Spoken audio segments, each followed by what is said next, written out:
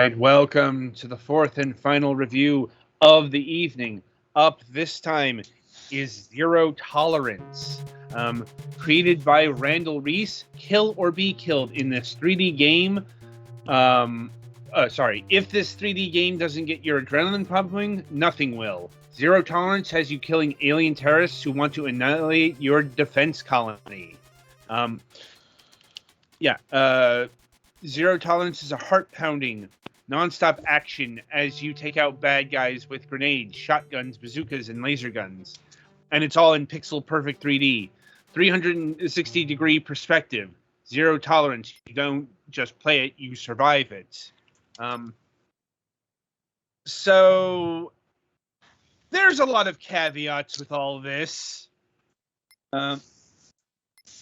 Because Zero Tolerance is quite the curiosity from the 1990s.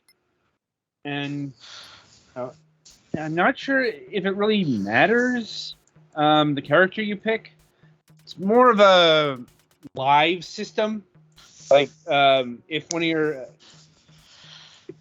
of your team is downed, like, you get to pick from the other living teammate, which is certainly interesting.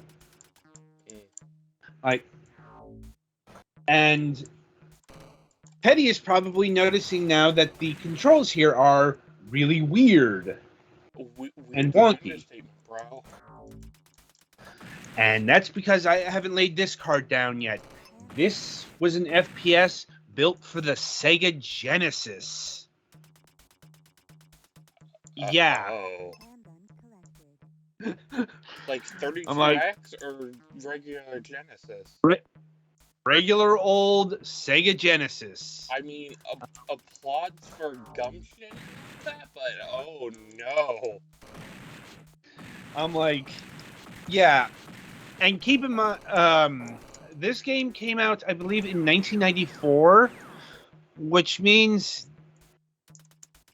it would have had 6-button compatibility, but I think was programmed for the 3-button affair. So, you're doing FPS shenanigans on a Sega Genesis control pad. And that's why the game controls like it does. Because, the buttons are fire, select weapon, strafe, and map. That was the start button there.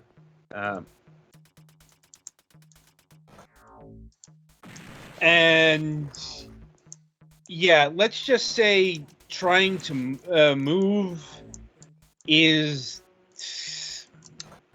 like steering a boat. That's what came to mind, especially like when not strafing.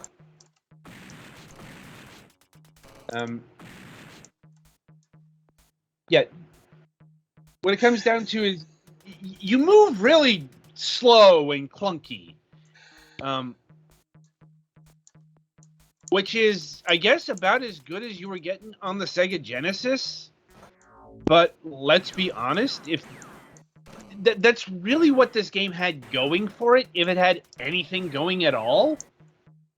The novelty of a console-born first-person shooter on the 16-bit consoles. I suppose the biggest issue I had was that this is clearly emulated, or it's not something that was done from the ground up. Because if it was, I'm pretty sure it would have controlled better. To wit, see the previously reviewed Super Noah's Ark 3D or whatever, or however you titled that. That was a game that was technically born on the Super NES, but when it was ported to PCs, or at least the digital storefronts in 2014 or whenever it was rebuilt which, given that it was id Tech earliest edition, it wasn't the hardest thing to do to rebuild it for the PC, I imagine. Mm-hmm. Granted, I don't know all the technical specifications here, but Zero Tolerance here is still playing like you were playing it on the Genesis, with one exception, and that's the Turbo Edition. As it wasn't moving this fast. Yeah, Of course, I don't want to know how this would play on, real hardware. I don't want to go to that hell. once again, I think you're getting a reasonable enough approximation. Solid enough effort for the Genesis, but that's about it. Because even for a early 90s FPS, this is fucking basic. Mm-hmm. But then again, it had to be. Because, you don't have a keyboard and or mouse to play around with. You only have a 4-button controller here. So, and also you're kind of limited by the Genesis hardware because while I've been talking mostly about the control, let's talk about the fucking draw distance. Because what draw distance? The joke is that there's none. Yeah. Okay. The draw distance is so terrible that you see the big ass radar on the bottom of the screen there. They gave you that so you could figure out where your targets are. Which means, Petty, you need to be using the radar more. Because that'll tell you where all of the enemies are. And because it looks like the draw distance is about 1 grid square. If that.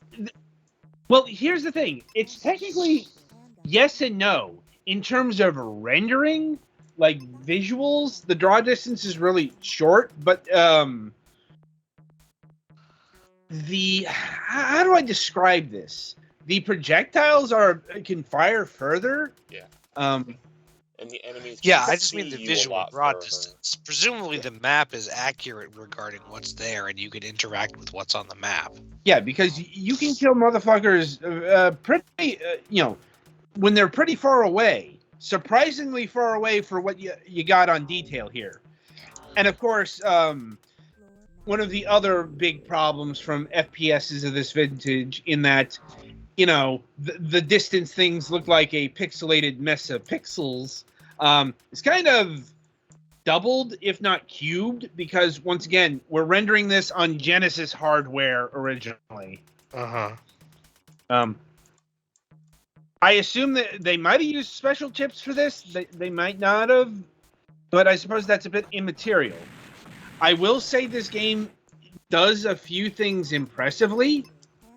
Once again, for a Genesis game, like there's things like blood spatter, and there's wall damage. Like if you shoot some of the walls, not all of them, you will actually damage them. And there's also an impressively amount of people on the screen. Like, now, as far as the relentlessness of Zero Tolerance, that's actually been toned down because this game has added a feature that wasn't in the Genesis original, and that is it's got a save anywhere feature. I think I mentioned last week this is the kind of thing that made me bounce off of Dread Templar.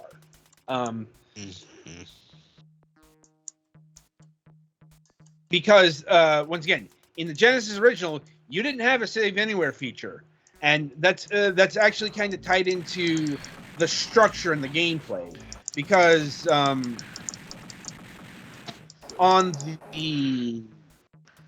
the right is the enemy counter, which is tied to each level.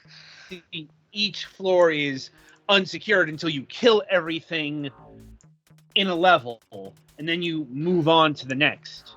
And when you secure a level, you're given a password. That's basically your continue.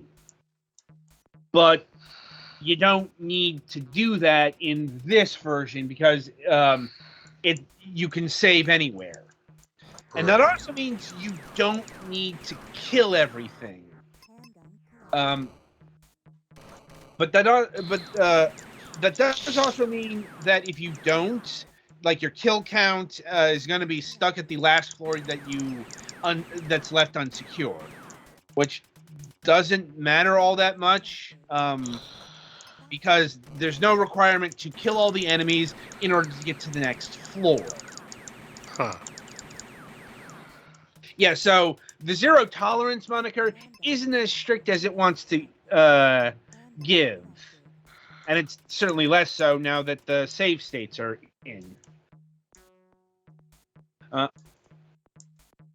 And,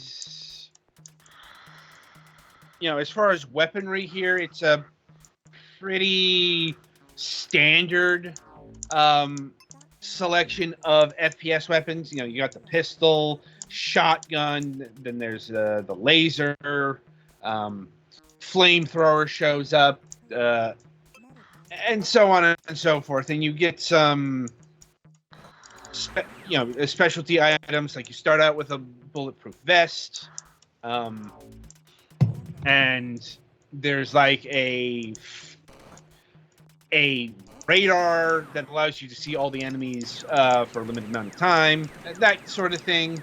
Now you can only carry a limited amount of gear, whether it be weapons or items, though that doesn't play as much into strategy as you might think. And as far as getting through the game, should you so choose, it's like you're either going to want to go really slow so you can elaborately kill all the enemies, or just kind of barrel towards the exit. As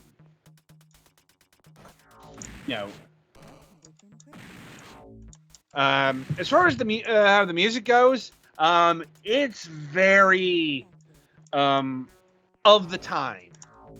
Like these are some, I wouldn't call them MIDI soundtracks because it's a Sega Genesis game, and I don't think Sega Genesis used actual MIDI, but it's a good enough soundtrack in that kind of style of early FPS games where it wouldn't sound out of place there. Anyway,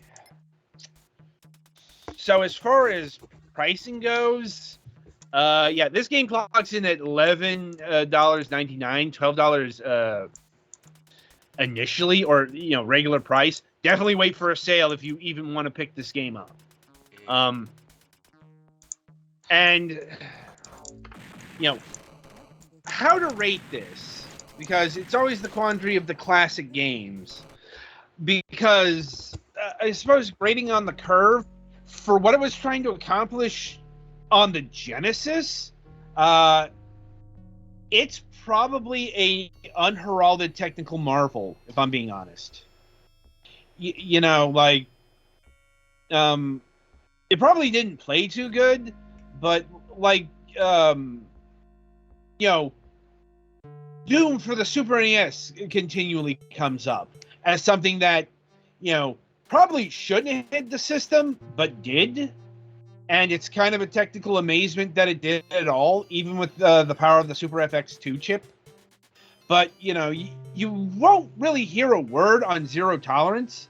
But that's kind of in general, because, I think that just kind of covers this game's reputation, or how well it fared back in the day. Because, for such a early attempt, there's not a lot of chatter about it, good or bad. It kind of exists. As far as if it's recommended in this day and age, Oh, ye gods, no. Hell, I'll say that Super 3D Noah's Ark is a better buy. Even though that I think this game has maybe marginally better, but it does have somewhat better level design and certainly art assets. But the thing is, Super 3D's Noah's Ark has much better play control, gameplay. Because this game, when it comes down to it, was just kind of hobbled by the Sega Genesis. Had it been fully reworked for the PC, it would have been an okay, if once again, very basic even for the age kind of FPS. But I just can't get over, just how much pitch and yaw you have in trying to move. And the strafing is clunky as shit. So yeah. Anything else you guys want to add to the zero tolerance discussion? I think I'm good. Yeah, I think I popped in the couple of times I had something to say. All right. So yeah, that'll about do it for zero tolerance. And that'll about do it for the review session as well. So yeah, coming up on the week ahead. Let me see here. Let me get to the right dates. I hate it when that kind of thing happens. It leads to these awkward pauses. So coming up on Wednesday, March 8th, we'll be having Stephen Frost, Jeremy Williams, and Dave Reese of Digital Eclipse as we continue on with our interview of Atari 50. This time we're going to get into the original games that were developed for the package. So Stephen invited a couple of his co-workers who developed those, so we can have a bit of a larger roundtable on that. I'm looking forward to it. I hope you are as well. And no Friday show this week, but we also have a new episode of Moonhawk Studios Presents planned for Wednesday. So until then, I shall wish you good gaming.